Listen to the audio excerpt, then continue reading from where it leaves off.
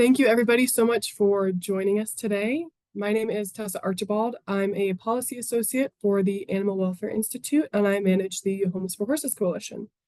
Just a couple things to keep in mind as we get started. Please stay on mute so we can hear our speaker clearly. And this will be recorded and available to share afterwards, so no worries if you have to hop off. We'll try to save a few minutes at the end for questions. Many of you joining today are members of the Homes for Horses Coalition, but for those of you who aren't, I can share a short introduction. The Homes for Horses Coalition has been active since 2007, when it started as a unique coalition to help horse rescues and ultimately help equines by ending horse slaughter. Today, HHC is led by the Animal Welfare Institute and American Wild Horse Conservation, and it has over 500 members who are equine rescue directors, equine professionals, and equine advocates. HHC is dedicated to providing spaces for collaboration and connection within the equine rescue world, as well as furthering advocacy to improve the lives of equines through legislation and policy. And this is my cat joining us, of course. One announcement, Homes for Horses has a conference upcoming in Washington, D.C., September 21st through 23rd. There'll be lots of learning opportunities, and there will be a lobby day as well to take action for relevant equine legislation. So definitely check it out. We have registration open and discounted hotel rooms open for just a couple more days. So go to homesforhorses.org/register to learn more and get your ticket. We have a fantastic speaker joining us today, Dr. Erin Goodrich. Dr. Goodrich is a 2008 graduate of the College of Veterinary Medicine at Cornell and a 2004 animal science graduate of the Cornell College of Agriculture and Life Sciences. She practiced veterinary medicine in 2 mixed animal practices in central New York prior to joining Cornell's Animal Health Diagnostic Center in December of 2013 as a member of the Veterinary Support Services team. She became board certified by the American College of Veterinary Preventive Medicine in 2017. Now serving as the director of VSS, she works to provide diagnostic support to veterinarians in their daily encounters with disease outbreaks, control, and surveillance. Through her personal and professional experiences, she has also developed a keen interest in donkey health and welfare, a subject she has introduced into the veterinary curriculum at Cornell and conferences both here in the US and abroad.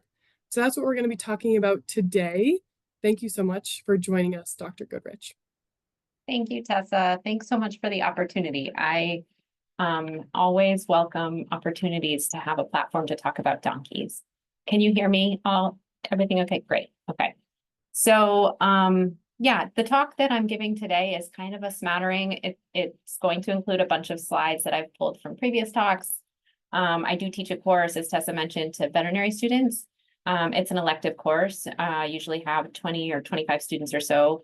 And I spend 4 weeks talking to them about donkeys, and I'm trying to cram most of that information into 50 minutes. So I'm going to just kind of fly through this, but the theme is donkeys are different. And it's basically all the ways that donkeys are so different from horses.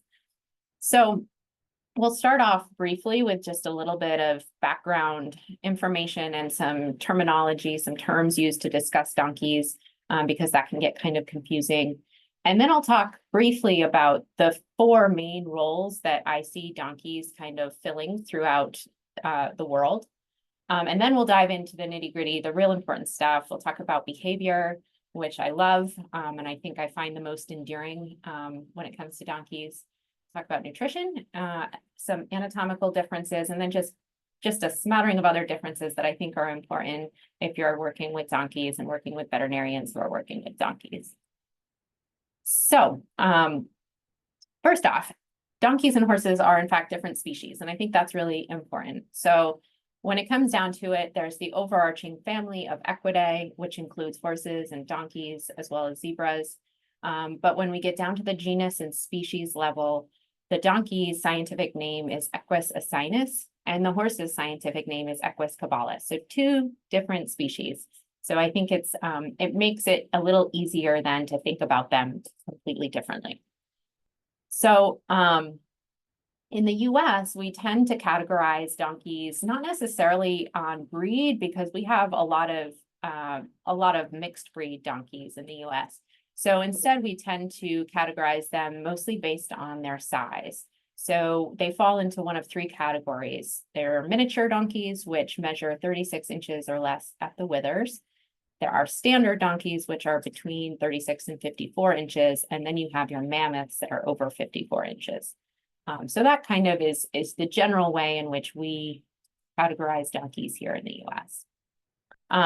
Also, just a quick note about nomenclature in case I start to confuse folks as I throw terms around. Sometimes I use terms interchangeably, but an intact male donkey is known as a jack or a jackass. A female is known as a jennet or a jenny. Those are used interchangeably. And then sometimes people refer to donkeys as burros. All pretty interchangeable names, really. Burros they tend to be the name I think of more commonly to refer to the smaller gray donkeys, especially those that are free roaming or captured from the Western US. But we use all of those terms interchangeably. And we don't really have a great specific term for a gelded donkey, just donkey gelding or gelded jack. Okay, so a little more nomenclature because it gets pretty confusing with the hybrids. And I'm not going to spend a lot of time talking about the hybrids today, but just so that you're familiar, a hinny is the name given to the cross that's a result from the breeding of a horse stallion to a donkey jenny. And then a female hinny could be called a mare hinny, and a male hinny tends to be called a horse hinny. Don't know why. And then a mule is the name given to the cross that results when we breed a jack to a female horse, a mare. And then we have a female mule called a molly mule, and a male mule is called a John mule or a horse mule. The looks, I think, are pretty variable. I can't tell a hinny from a mule. I think some folks think that maybe they can, but it can be really challenging. They look quite similar. And lastly, just so I can confuse you a little bit more, a little bit about the genetics. Domestic horses have 64 chromosomes. Domestic donkeys have 62 chromosomes. Remember, they're different species. When we breed them and we produce these hybrids, these mules and hinnies, those animals have 63 chromosomes, which makes them infertile for the most part. If you look in the literature, you'll find really oddball case reports of rare cases where there has been, a female mule or a hinny that's produced an offspring, but it's extremely rare. Okay, that's all I really have about the nomenclature. So next, I just wanted to kind of talk about the kind of 4 basic categories when I think about donkeys and their roles here in the US and around the world. So I lump them into 4 categories. I have companion donkeys, I have working donkeys, I have feral or free roaming donkeys, and then I have donkeys in production systems. And so the companion donkeys, I think, are the ones that we're probably most familiar with. This is a picture of one of my companion donkeys, but they can be just backyard pets. They certainly do provide good companionship, and they can also be used for various sports and recreation events, just like horses. So I'll show a few slides showing some of that. But the other picture I have in this slide is a radiograph showing a donkey with laminitis. And so one of the biggest welfare challenges for companion donkeys here in the US is obesity and the vulnerability that donkeys have to becoming obese. We'll talk about that when we get to nutrition. But that is definitely by far the biggest welfare challenge that I see for these companion donkeys here in the US. Donkeys in rescues, I lump them in the companion animal category. This is actually a picture from a rescue in Canada, or 2 pictures from a rescue in Canada. So certainly we have a lot of donkeys in that sort of situation. We have donkeys that are used for other recreational purposes, such as packing and pack burro racing. This is a picture of one of my colleagues from a long time ago when she was using some of her research donkeys in Texas to train for a pack burro race. And kind of everybody enjoyed that, the researchers and the donkeys, I think. Coon jumping is kind of a unique sport that donkeys and mules are really good at for whatever reason. They have this amazing ability to jump pretty high from almost a standstill, which is kind of unique. And then other riding events, donkeys can participate in most of the same events that horses can, and they can make actually really fun riding partners for sure. And then we have, I mentioned those feral populations or wild populations or abandoned populations, whatever you want to call them. We have a lot of free roaming donkeys here in the US and in other places around the world. I know Australia has some, Brazil has some, the Caribbean islands have a lot of feral donkeys. This picture on the left is taken from Northern California, those two donkeys out in kind of the desert. And then the picture on the right is from a Caribbean island. And, you know, a lot of the Caribbean islands had working sugar plantations back in the day, and these donkeys were used to provide work in those settings. But then when the sugar plantations went away, the donkeys kind of just took up root and reproduced and made their homes, and sometimes are considered nuisances to the folks on the island, unfortunately. Working donkeys, probably the biggest category, honestly, working donkeys and mules throughout the world. And those are, they provide work in both rural and urban settings all over the world, especially in the poorer countries. This is a picture of a donkey with, unfortunately, a pretty bad harness situation. This was taken by a colleague of mine in Morocco. So a lot of the welfare issues that we deal with in these settings are much different, kind of the polar opposite of the ones we have with our companion animals here in the wealthy Western world. Most of the issues we deal with in these donkeys is more along the lines of poor nutrition for a different reason, undernutrition rather than overnutrition, and lack of education and lack of resources. So they make do making harnesses out of what they have available. It's not always the most comfortable or the best suited for the donkeys. Donkeys in production settings. So this is a category that I know when I talk about it in my class, my students aren't usually familiar with. So I just wanted to mention it here. I'm not, I don't have time to get into all of the pros and cons and the welfare issues surrounding donkeys in any of these settings, but I just wanted to mention them. This is a picture that was taken by a friend of mine, Dr. Amy McLean. She's at UC Davis. And this is a farm in China where they raise donkeys for both meat production as well as yizhao production. And yizhao is a gelatin product from the donkey's hides. So another situation involving donkeys, and these are oftentimes pretty large farms.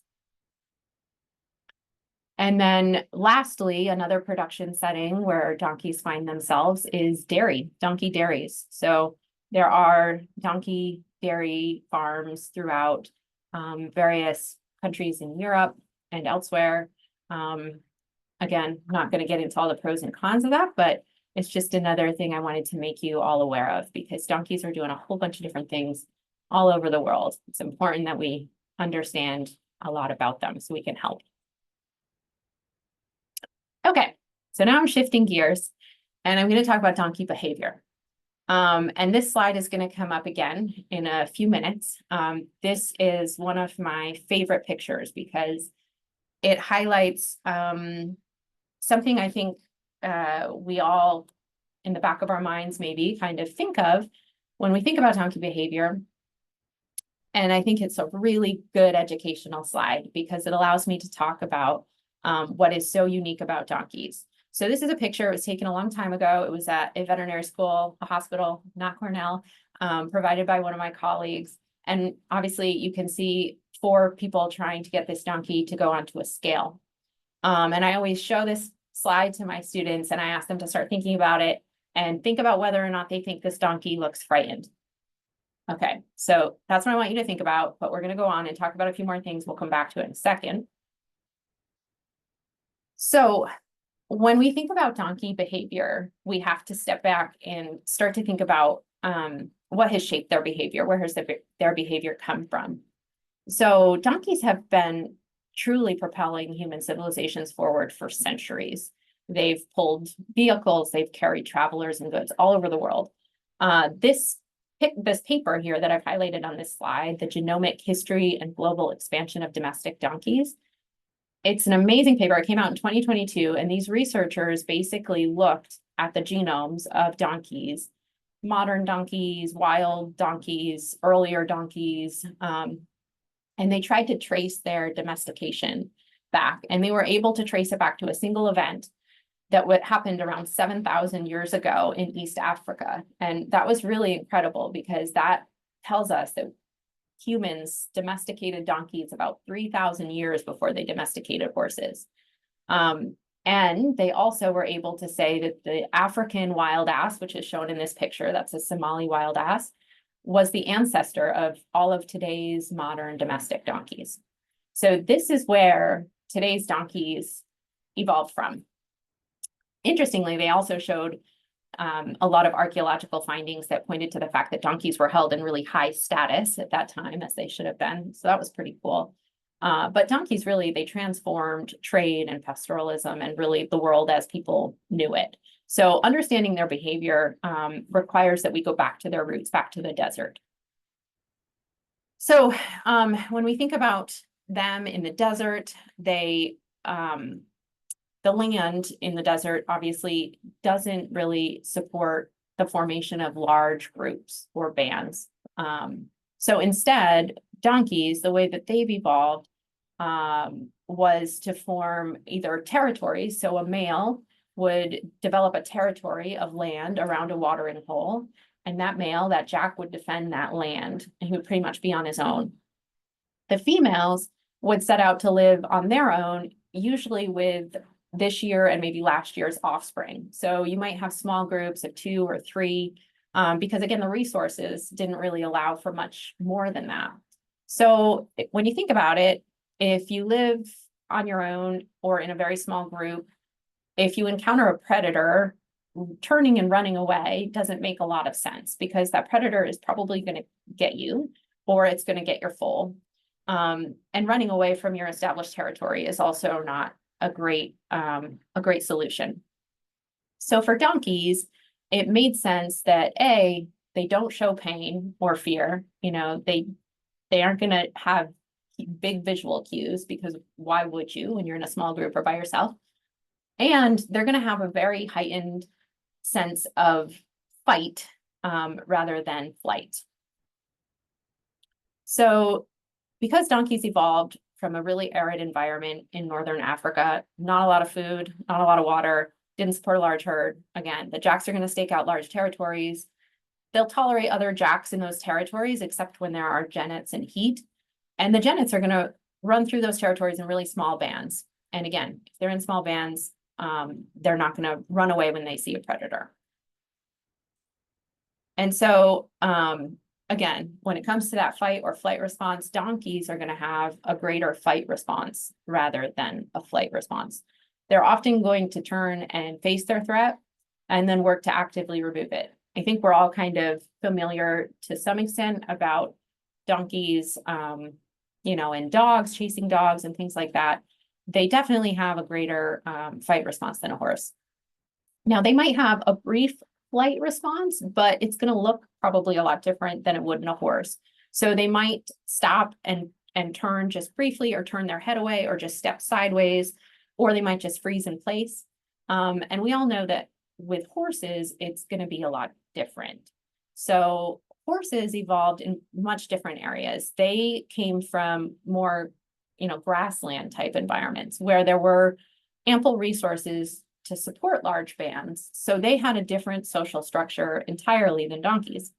They would form a large, stable band, relationships with many females and a stallion, 1 or 2 stallions, and then they could tolerate that because they had the resources in the environment to sustain it.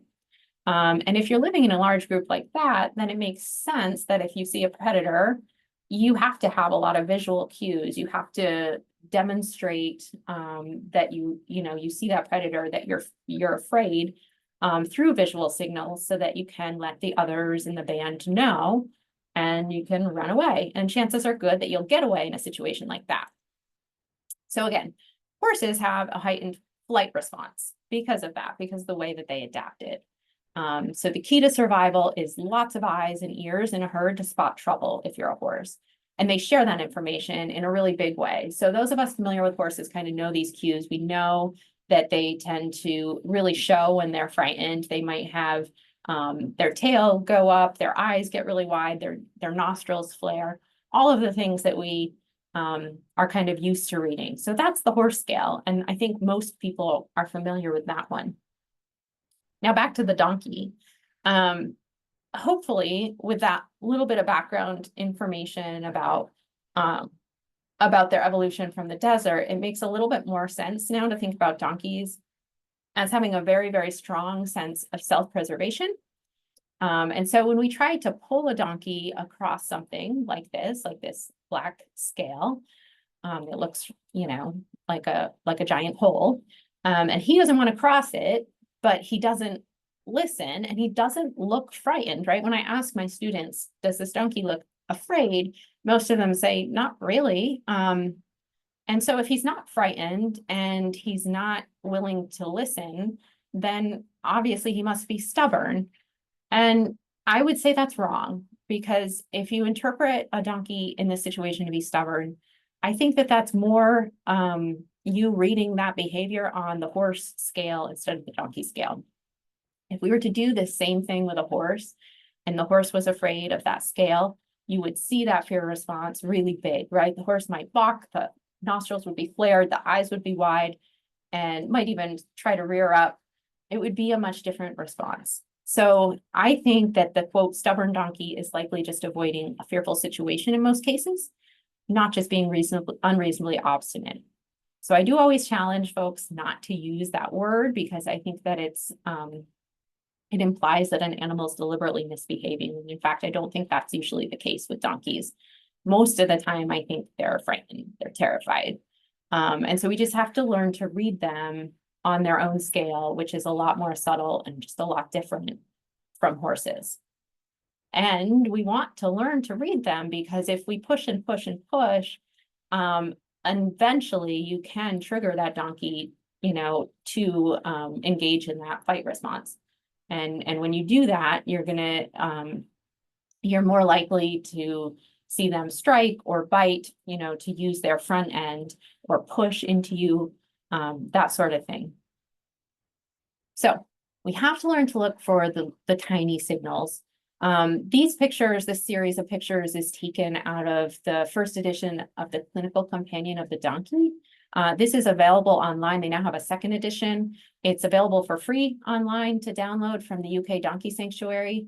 I do have a slide at the end with links to a lot of resources that I like. This is a good one. But when it comes to donkeys, it's just more subtle. And so we have to think about their desert origins, those small social structures, and realize that they show us the signs. If we look for them. And behavior, because it's at the root, I feel, of all welfare concerns with donkeys, it's really important to understand that behavior so that you can understand the subtle signs of pain, the subtle changes in their behavior that tell us a lot about what they're feeling and what they need. So looking at their nostrils, looking at their mouths and their eyes can give us a lot of information. But it is subtle and it is unique from donkey to donkey to some extent too. So I can say I have 4 donkeys and they're all a little bit different with this, but I can read them pretty easily now that I know what to look for. And so again, donkeys, I think another word that describes donkeys pretty well is stoicism. They definitely have a strong predator avoidance behavior. And again, that comes from their origins in the desert, but it is not a lessened ability to experience pain. Obviously, I think that's obvious, but I do talk to my students about that. They can still feel the same pain. They just don't necessarily express it in the same way. And unfortunately, and I can, speaking as a veterinarian, I can admit that I have been guilty of misdiagnosing or missing the detection of illness in a donkey. It's easy to do. And so it's something that I really harp into my students. I say, you've got to listen to owners, because especially owners who are very familiar with their donkeys, when they tell you that the donkey is not acting right or is dull or just not quite themselves, that can be truly an emergency with a donkey. And it's not quite the same with horses. But honestly, for donkeys, I think we really have to be good about listening to the owners and taking their advice when they're worried. It could be a big emergency. So frightened can appear relaxed, sick can appear healthy, and lame can appear sound. Donkeys are amazing actors. So there are all sorts of signs of pain and fear and distress in donkeys. Most of them are subtle. This is not an extensive list, but I just felt like this is a list of some of the things that I think are kind of unique to donkeys to some extent, that we see that should trigger some concern. And I underlined a few of those that I think are really kind of really unique. So sham eating, that's a term that the UK folks have coined, and I really like it, and I have seen it, and it is pretty remarkable. So donkeys can actually and will actually pretend to eat, even when they're really sick. So they will actually go over to their feed bowl or whatever and put their head in and chew and everything, and you think they're actually eating. Again, that whole predator avoidance, that, stoicism comes into play here. It's pretty remarkable. Everybody's always asking about the ears, should I be worried if the ears are off to the side? Should I be worried if the ears are back? I think it's more if the ears are unresponsive. When the donkey is truly kind of lowered head carriage, not responding to the cues that it's usually responding to, that's when I start to get worried. We call it the dull donkey, and I think that really sums it up best. Dull donkey can be an emergency. Social isolation, isolating itself from its buddy, can be a huge emergency, can be a sign of a bad illness or something. Tail twitching, not tail swishing, but actually tail twitching, where the base of the tail kind of vibrates. I've seen that in a donkey with bad laminitis. That can be another sort of pain response. So a little bit more about behavior. We talked earlier about donkeys evolving from the desert and the need for males to defend their territories. Even after males castrated, and we've had them for years, they still participate in displays of something akin to defending a territory. So especially geldings, I will say, have pretty dramatic play fighting. I don't own Jenny, so I can't say, but my 4 geldings, the play fighting can be quite dramatic. And I get a lot of phone calls from people who are asking if they should do different hormone testing and whatnot to look for cryptorchid testicles. That's always a good idea to rule that out, but I have yet to find that to be the issue. Usually it's just donkeys play fighting, and it can look pretty ugly. They don't do, great harm to one another. They might leave some marks on each other's necks, but nothing serious. But they do it daily. Mine do it for hours each day. And so that can be normal. And then the other thing that I think is somewhat sort of unique to donkeys is this pair bond formation. So despite the fact that I've been telling you they live pretty in small groups or solitarily in the wild, when we domesticate donkeys and take them in, they often form really strong bonds with other donkeys. There are studies out there that have shown that donkeys do prefer donkeys, horses prefer horses, and mules prefer mules. That said, they do sometimes form bonds with other species, but they do oftentimes prefer their own equid type. And death or removal of that bonded companion can be a huge stressor on the remaining donkey. So we have to keep that in mind and do whatever we can to alleviate that stress, because they can get quite sick. They can stop eating and get quite sick. Also take that into account if you're, if you need to send one of your donkeys into the hospital or something like that. It's nice if you can send it with a buddy. Oftentimes those hospital stall doors are high and they can't even see over it. So they'll really be in solitary confinement if they're not with a buddy to at least alleviate some of that stress.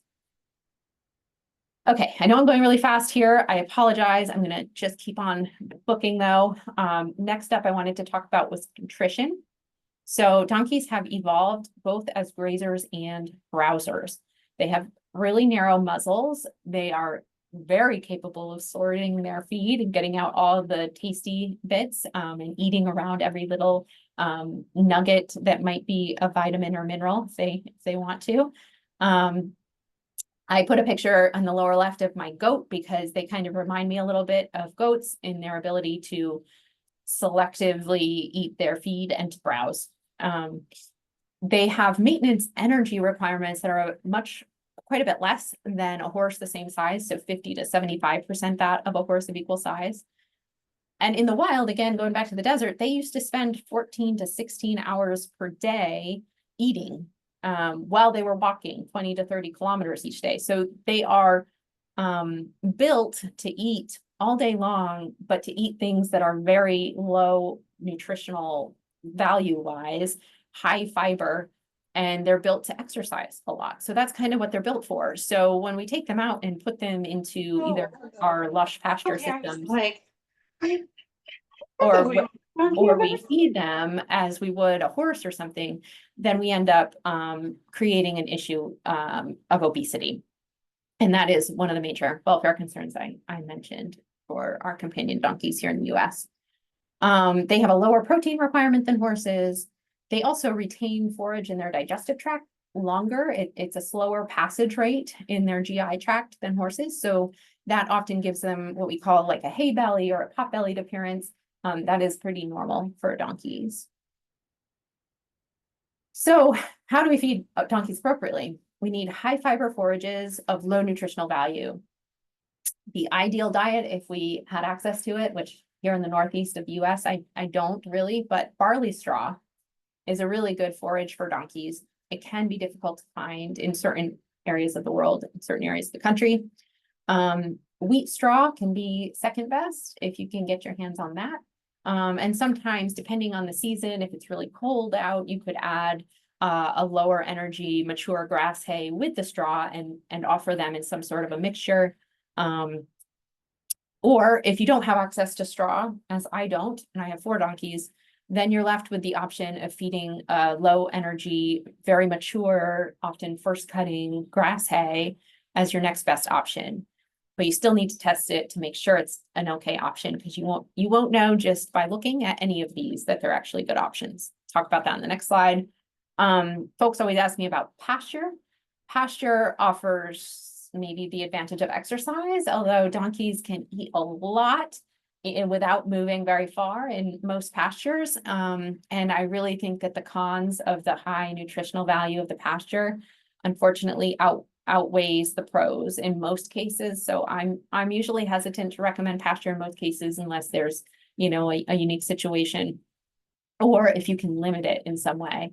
And usually I say you should limit not just the time on the pasture, but limit the area. So a strip grazing approach where you offer them a strip of pasture, maybe by putting up a portable electric fence and just moving it back each day to give them just a little bit more. That's one way.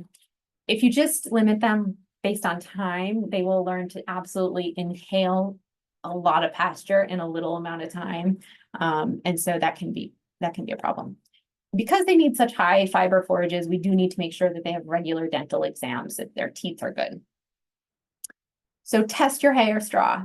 This is a picture of a student going through one of my labs where I did a nutrition unit with them, and I had them body condition score donkeys and try to test hay and devise the best donkey diet. If you're going to buy, say, a big load of hay, it's in your best interest to make sure that it's the hay you want, that it's the best hay for your donkeys. And you can't tell just by looking or just by knowing when it was cut.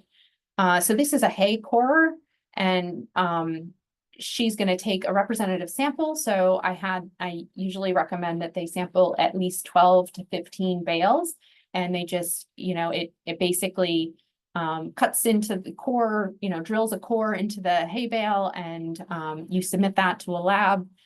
There are labs all over the place. We have a lab here in Ithaca called Anatomical, and you just need a very basic nutritional panel on that tells you the fiber content and the protein and energy. Usually they cost about $20 or so. And importantly, you want to look at the non-structural carbohydrates, which are not good. And you want to make sure that that is less than 10%, maybe a lot less for donkeys. And then you want to look at the structural carbohydrates and make sure that those are high enough. And again, if you ever end up running these sorts of things, you can get advice from your veterinarian or a local extension agent to help guide you through that. But if that non-structural carbohydrate level is too high, you're left with only two options. Either don't feed that hay or soak the hay in water for like 30 minutes before you feed it, and hope that that leaches out enough of the water-soluble carbohydrates, but it might not be enough. So that's kind of a Band-Aid approach. So how much forage to feed? Well, if we're thinking of donkeys in the wild, they like to eat for about 16 hours every day, and they get bored when they're not eating. So we really want to find them a forage that allows us to feed almost ad lib, so really low nutritional value, to kind of offer free feeding if we can. But oftentimes we have to restrict it in some way. And so we can do that, slow them down a little with the slow feeders. The small hold hay nets work pretty well, gives them a little bit of something to do for a while. Donkeys tend to eat about 1.5 to 2% of their body weight per day as dry matter. Don't want to go below that. And if we are feeding a diet that isn't high enough in those good structural carbohydrates, we might end up seeing some destructive tendencies. So donkeys might eat their fence or their barn.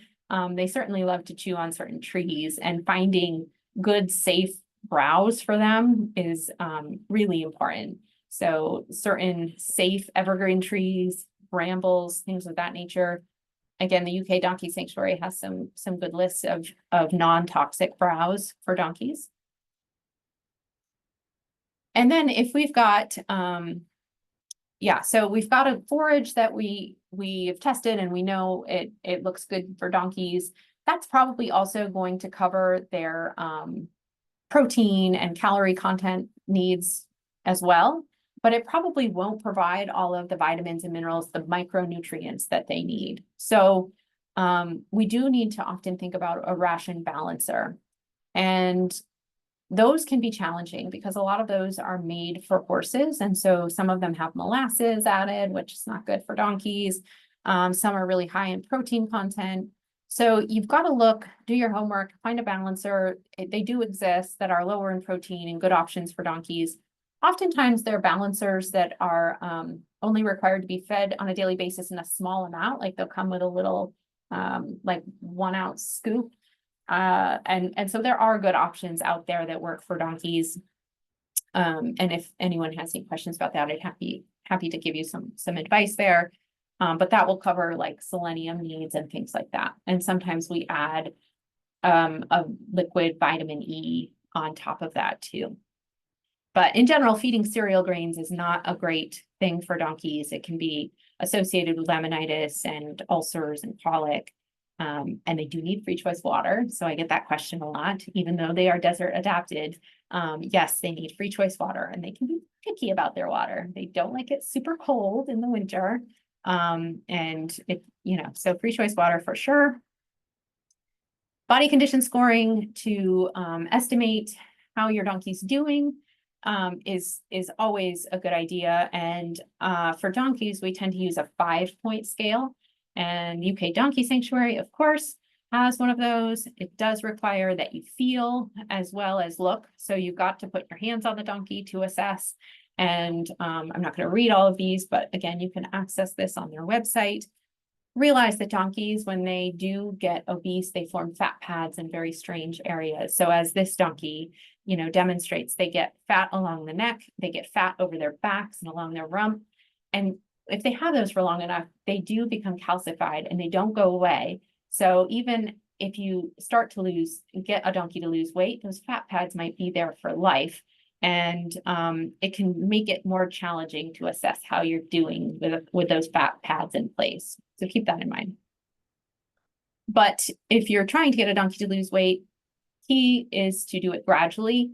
Have a veterinarian involved, maybe checking triglyceride concentrations because they can mobilize fat too fast, and that fat can get deposited in their organs and can cause organ failure. So you have to do it all slowly over time. Definitely restrict grazing, as I already mentioned. Lots of exercise. Donkeys are great hiking buddies. They love to go on walks. And, you know, obviously some are riding donkeys as well. But exercise is a good thing to remember. It's part of the weight loss. There is, this also comes from the UK Donkey Sanctuary. This is a method to actually estimate their weight based on just two measurements. You take their heart girth in centimeters and their height at the withers in centimeters, and then it gives you an estimate of their weight. So you can use that to kind of monitor as you go and see how you're doing. Do not expect to lose, you know, more than 2%, 2% or so per month. Anatomical differences. I'm just going to kind of throw a bunch of other miscellaneous things at you now for the next few minutes. Their feet are different. They have different pastern angles. I think they tend to be a little more upright looking than horses, but basically this line from their pastern down to their hoof should be a straight line. If it's angled back or angled forward, that's pathologic. So as long as this is straight, we're doing well. They have a slightly different foot shape as well from horses. So it does require a little bit of a different trimming technique. Their frog is a bit more caudal. Their hoof walls are thicker. This is a picture. On the left is a donkey foot. On the right is a horse foot. These are normal donkey and horse feet sliced lengthwise. And what I wanted to show here is that the bone, the coffin bone in a donkey, sits further down in the hoof than it does in a horse. So in a horse, you've got the joint here between the second and third phalanx is way up here by the coronary band. But in a donkey, it's way down here within the hoof. And so this just is another reason that as veterinarians, we have to be aware of this. When we're looking at radiographs, we interpret them differently in donkeys than we do in horses. And so that's important for your veterinarian to know. Microscopically, donkey hooves coming from the desert are designed to draw moisture in and to lock it in. So this is a mule, but it gets the point across. If we have a donkey and it's out standing in mud all day, every day, its feet are going to be really diseased, right? It's going to be very prone to fungal issues, white line disease, abscesses, all sorts of problems, because it's really good at drawing moisture in and becoming waterlogged really quickly. Again, designed for the desert. They need a place, a dry place where they can stand every day. So I encourage people to have some sort of a barn or run-in shed or something where they feed the donkey. So at least when it's eating, it's standing on a dry surface. Donkey teeth, it's important to have good dental exams on a routine basis in donkeys. Donkey dental disease is the second most common vet problem of the donkey, right behind foot issues, according to the UK Donkey Sanctuary. We don't always see classic signs. Again, donkeys are stoic. They don't always show us. And that's about all I'm going to say there. The eruption times of their permanent incisors, it lags a bit behind what we know of for horses. So it tends to be 6 to 8 months later in donkeys. So if we're trying to age youngsters, there's a little bit of a difference there. I spent a lot of time on that, but just worth mentioning.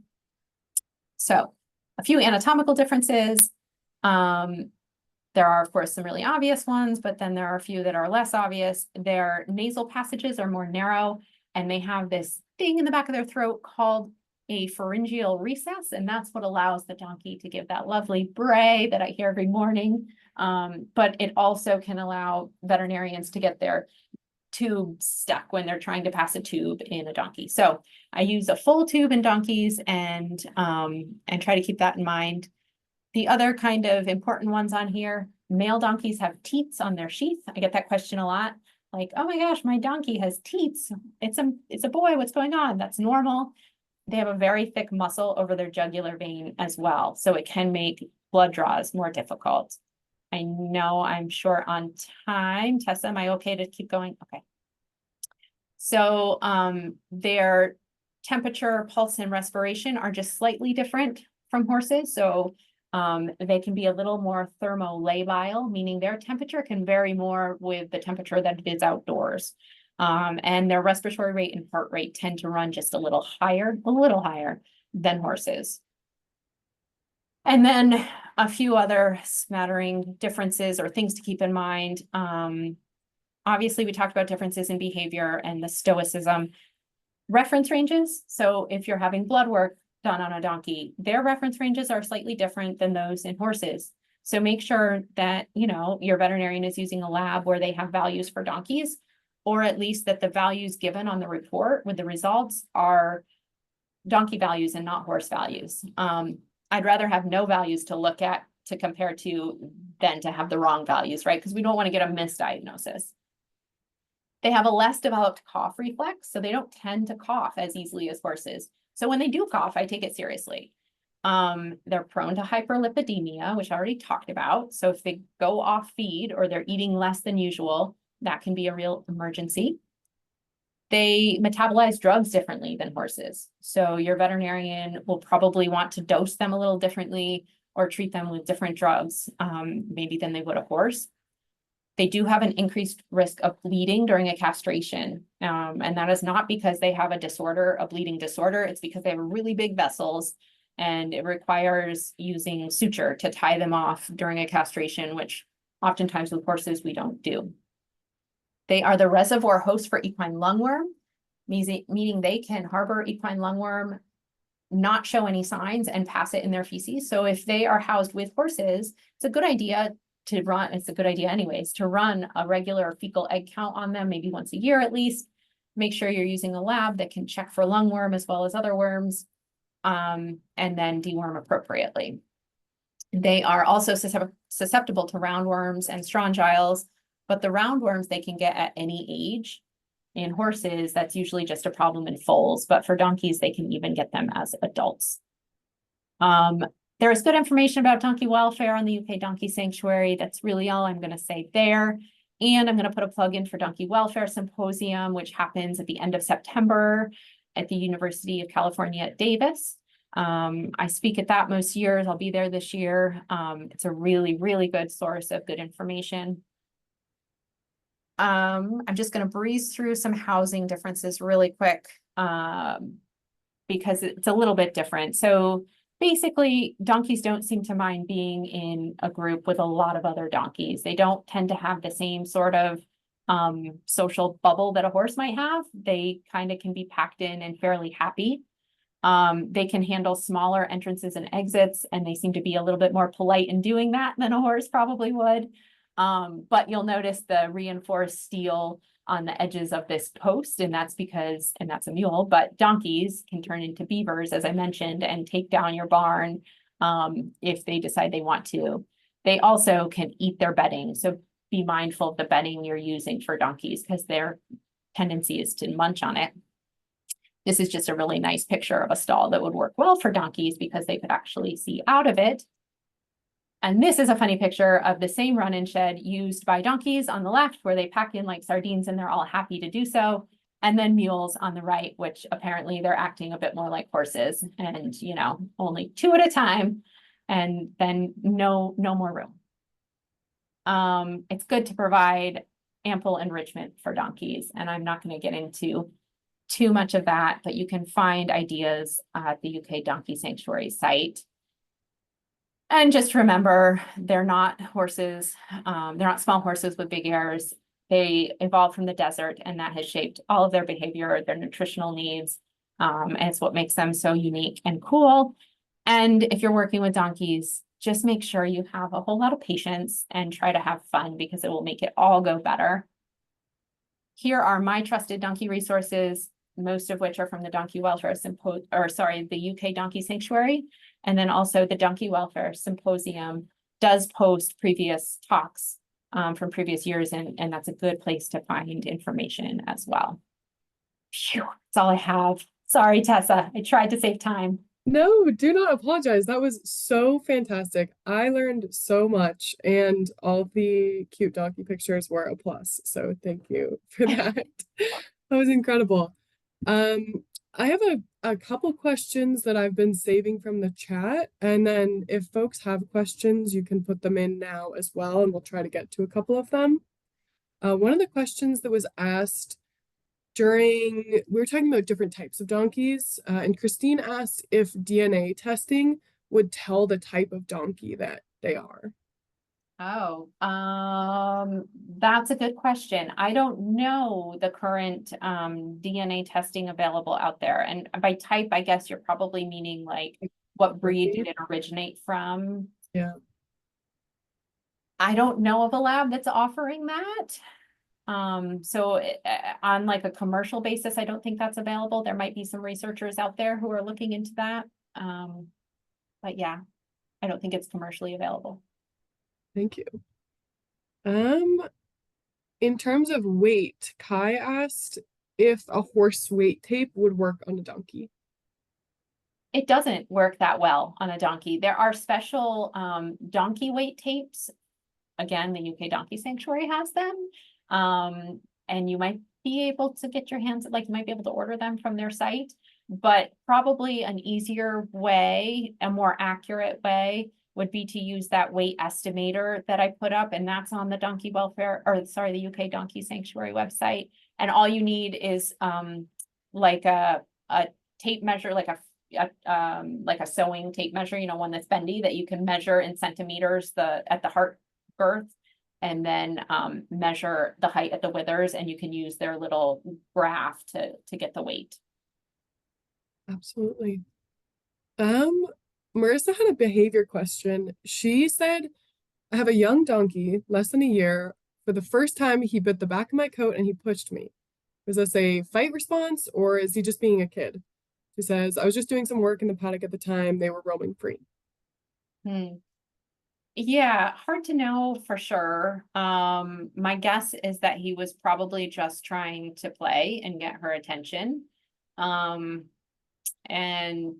But yeah, again, that's hard to say. I bet if you were just ignoring him, he was trying to get your attention, and like a naughty child would. But yeah, if he has another donkey to play with, that might help those sorts of situations, because I think they do have that drive to get their yayas out, and it's best to let them do that with another donkey. Yeah. Yeah, not you.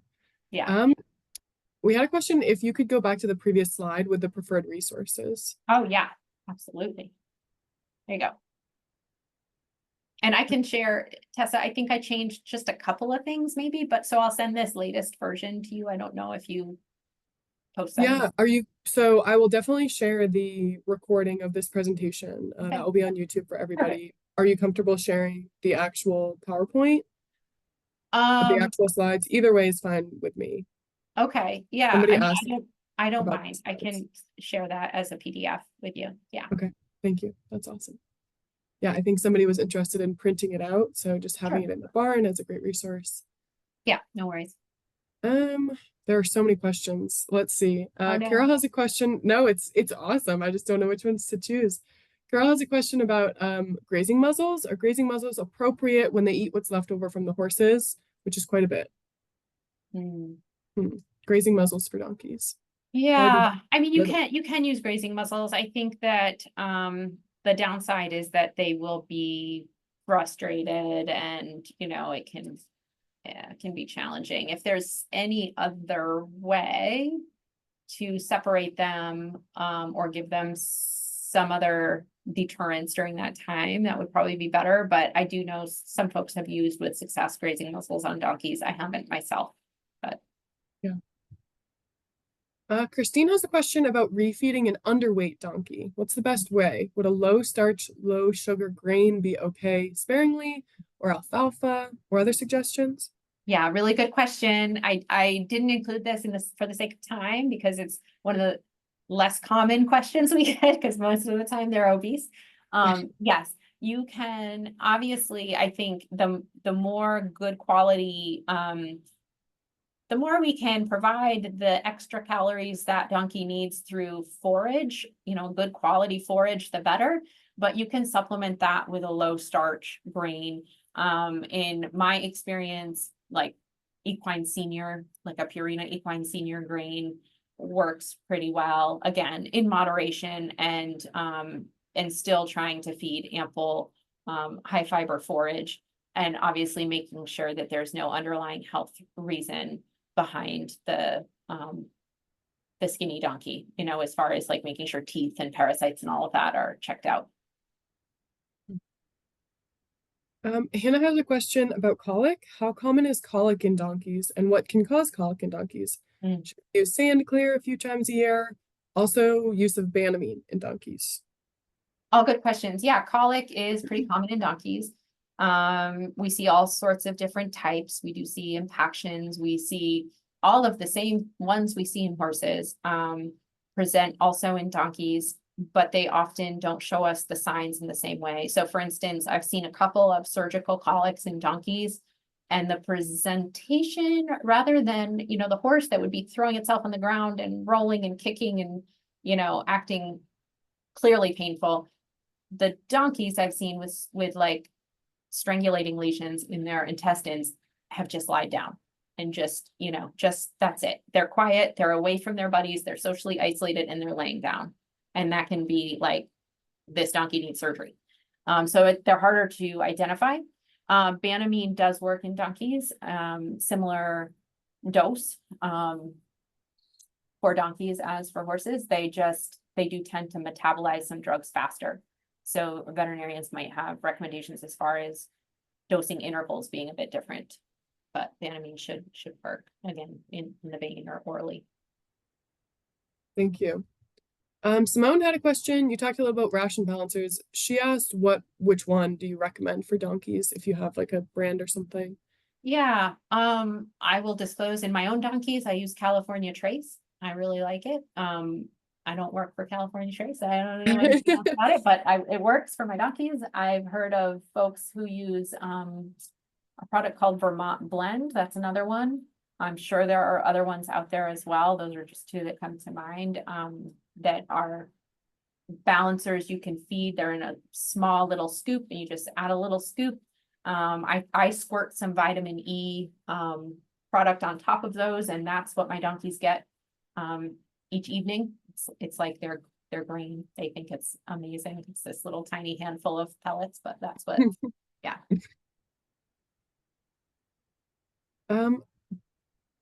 Judy said, I'm presuming it's a mini donkey. We inherited a pregnant mini and 2 sheep.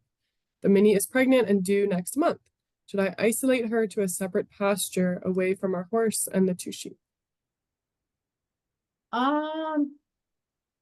I would not do anything that you think is going to stress her out. So isolation, if it's going to be stressful for her, might be more harm than help. But if you're thinking of just from the standpoint of isolating her so that nobody gets hurt or anything like that, I mean, do what you have to do, but just realize that, you know, if it seems to be causing a lot of stress, don't do it. Or if you can isolate her in a way that she can still at least visualize all her friends, or maybe have nose-to-nose contact with the animal she's used to being housed with, that would probably be better. Yeah. Sarah had a question, and thank you for just like answering all these rapid fire questions. Do donkeys need, or will they utilize, a loose mineral or salt? Can that be a way to get them some more mineral? That's a good question. I haven't used a loose mineral, like a loose mineral that's meant for them to be to ingest based on the salt content. So I don't know. If there is one out there, I would just make sure that it's labeled for equine and not any other species. So the ruminant salt, loose minerals often have things that are harmful for equids, like ionophores or other things that we don't want them to have access to. So as long as it's clearly labeled for equids, it's probably okay. I'm just more the type who wants to just have the pelleted version, see that they ingest exactly what I want them to ingest, and make sure it gets into them each day. But the loose salts may work too. I don't know. Yeah. Audrey asked about feeding Timothy pellets. Timothy pellets can be a good kind of a filler for, you can add it along with the ration balancer to give it a little more bulk if you want to. But yeah, Timothy pellets, as long as they are truly just Timothy pellets. So be careful, because there are, other hay pellets that have added molasses and things like that. But there are some that are truly just Timothy hay. I think Standley makes a brand that makes a product that is just Timothy hay. So just look at the ingredients and make sure that the only ingredient is the hay. And stay away from like alfalfa pellets or things, because those are really high in protein. And so typically if it's a fully mature donkey, it's not going to need it. Mhm. It's growing, maybe that's a different story. Danica has a question about training donkeys. Do you have any further resources for training a donkey? We Yeah. recently rescued a 10-year-old donkey who has been isolated from people and all other animals his whole life. He is terrified of humans and tries to bite and kick us. We want to build trust with him in a way that is safe for him and for us. Yeah. My go-to person for donkey training is also, he's at the UK Donkey Sanctuary, not shocking.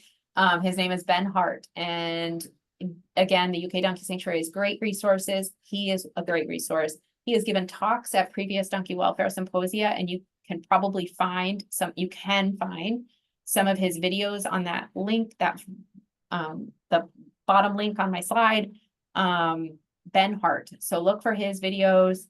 He devises shaping plans. So he and I too, I'm big fans of breaking it down into small parts. So the first step would just be letting that donkey get used to you. So it might just be you sitting in, a kind of small area with the donkey, maybe every time you feed it, just so it starts to associate you with positive things like food, and then slowly building up from there.